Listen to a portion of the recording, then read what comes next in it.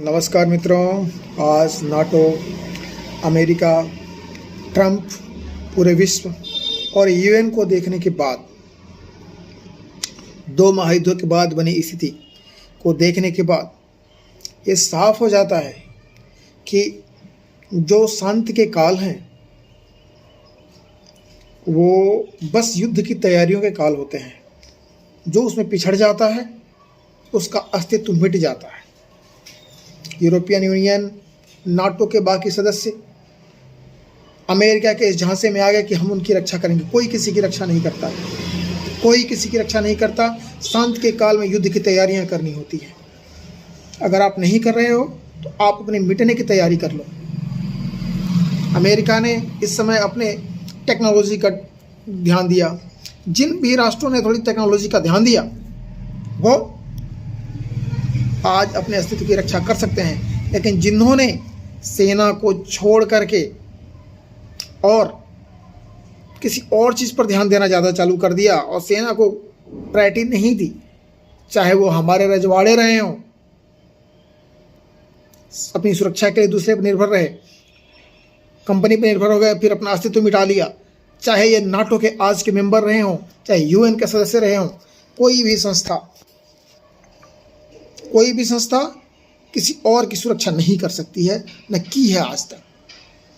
ठीक है, युद्ध प्रकृति का नियम है। आप उससे कैसे प्रकृति के खिलाफ जा सकते हो? चाहे जंगल का राज हो, जंगल में देखो सर्वाइवल के लिए लड़ाइयाँ चलती रहती हैं। सांप नेवले के बीच, चूहे बिल्ली के बीच, शेर और अन्य जानवरों के बीच। आप, मानता हूँ आप सभ्य हो, लेकिन हो तो जानवर ही, इंसान भी तो जानवर ही है। तो ये कैसे चुप रह सकता है? और इतिहास कैसे बदल सकता है? समय का चक्र है, कैसे चुप रह सकता है? तो इसलिए कहने का मतलब यह है कि शांति काल में जो भी राष्ट्र हो, चाहे जो भी स्टेट हो, चाहे जो भी व्यक्ति हो, जीवन एक युद्ध है। युद्ध है तभी जीवन है। युद्ध प्रकृति है और इसमें आपको शांति के समय में युद्ध की तैयारी करनी होती है। एक पुरानी कहावत है, more sweat in peace will save more blood in war. तो ये इस बात का ध्यान रखें कि शांति का समय आपकी युद्ध की तैयारी का समय है और आप ये सोच के तैयारी करें कि युद्ध में क्या होगा। अगर मैं कमज़ोर पड़ूंगा तो मेरा अस्तित्व मिट जाएगा। अगर उस हिसाब से तैयारी नहीं करेंगे तो अस्तित्व का मिटना तय है। किसी और पे भरोसा करने का मतलब आपका काम नहीं होना है और आपका अस्तित्व मिटना तय है। किसान और चिड़िया की कहानी भी सुनी होगी आपने बचपन में। तो these are the old proverbs जो कि झूठी नहीं होती हैं। और विश्व का इतिहास युद्धों का इतिहास रहा है और ट्रंप ने पूरी दुनिया को ये औकात बता दिया है कि भाई, जो golden words are golden words. Golden dome बनाने से पहले दुनिया को गोल्डन वर्ड्स पढ़ाना ज़रूरी है। आज ग्रीनलैंड बोल रहा है कि ग्रीनलैंड डेनमार्क का है, तो बोला ठीक है डेनमार्क मेरा है भाई, क्या कर लोगे? उखाड़ क्या लोगे? धमकियां दे रहे हो ना, तुम पिछड़ गए भाई। 50 साल तूने शांति कर लिया, अब तुम्हें कोई नहीं बचाने वाला। हम तो युद्ध की तैयारी कर रहे थे ना, हमारा इन्वेस्टमेंट तो जा रहा था ना युद्ध पे।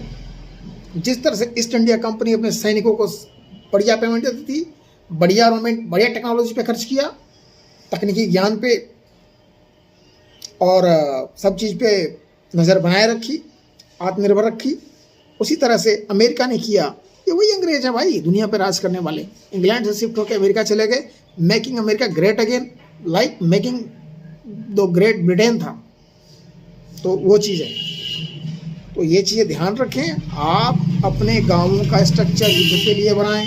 शांति काल है तो अपने लोगों को युद्ध के लिए ट्रेन रखें। उनकी फिजिकल, मेंटल हेल्थ, राष्ट्र के प्रति उनकी जिम्मेदारियों को तय करें, मानवता के प्रति जिम्मेदारियों को तय करें, पहले अपने परिवार के प्रति जिम्मेदारियों को तय करें और अपने को हर समय के लिए, चाहे युवा हैं तो भोजन बनाने से लेकर के युद्ध लड़ने तक की सारी तैयारियां चाहे महिला हो या पुरुष हो, विज्ञान का ज्ञान सब होना चाहिए।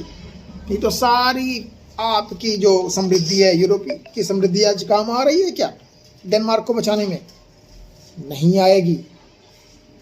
वो लेके रहेगा, देख लेना, क्योंकि आपने हथियार डाल दिए अपने अपने अपने जो चीज़ बेसिक्स थे वो फॉलो नहीं किए।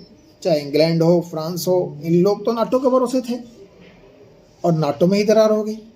रक्षा की भक्षक बन गया। आप दूसरे के भरोसे अपना रक्षा कवच क्यों छोड़ दिए? जो कवच कुंडल का त्याग करता है ना अपने, चाहे कर्ण हो चाहे कोई हो, उसका नाश होता है। इसलिए जय हिंद। युद्ध में अपने जीवन के युद्ध की तैयारी करें, सोचिए कैसे युद्ध हो सकते हैं। नमस्कार, जय हिंद।